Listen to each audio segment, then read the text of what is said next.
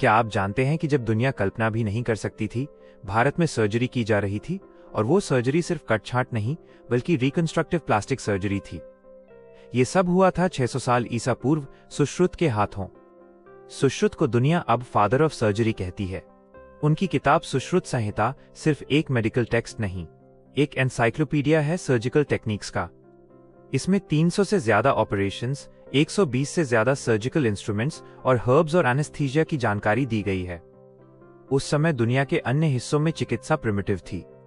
Europe में blood letting और herbs का प्रयोग होता था, लेकिन कॉम्प्लेक्स सर्जरी ऑलमोस्ट इम्पॉसिबल थी। लेकिन भारत में ज्ञान और विज्ञान का लेवल इतना एडवांस था कि कट, इंसिजन, ग्राफ्टिंग, स्टिच सब संभव था।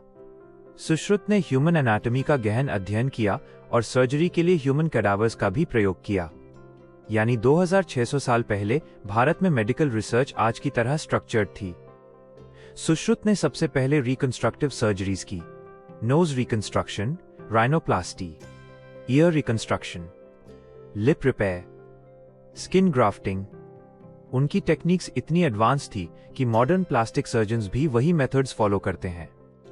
सुश्रुत संहिता में क्लियरली लिखा है कि सर्जरी से पहले पेशेंट को हर्बल एनेस्थीसिया दिया जाता था। इससे पेशेंट दर्द महसूस नहीं करता था। साथ ही सैनिटेशन पर भी जोर था। सर्जरी करने वाले सर्जन और इंस्ट्रूमेंट्स को हर्ब्स और एंटीसेप्टिक से क्लीन किया जाता था। सुश्रुत ने कई सर्जिकल टूल्स डिजाइन किए। Knives, scissors, forceps, needles, cauterization tools, suturing threads. उनके टूल्स इतने प्रिसाइज थे कि आज भी रिकंस्ट्रक्टेड मॉडल्स उसी प्रकार बनाए जाते हैं। सुश्रुता ने सर्जरी के दौरान सेफ्टी प्रिकॉशंस भी बताए, ब्लड लॉस कम करने के लिए मेथड्स, इन्फेक्शन रोकने के लिए गाइडलाइंस। वो केवल प्रैक्टिशनर नहीं थे, वो टीचर और रिसर्चर भी थे। उनकी संहिता ने पूरे भारत और दुनिया में मेडिकल एजुकेशन का मार्ग खोला।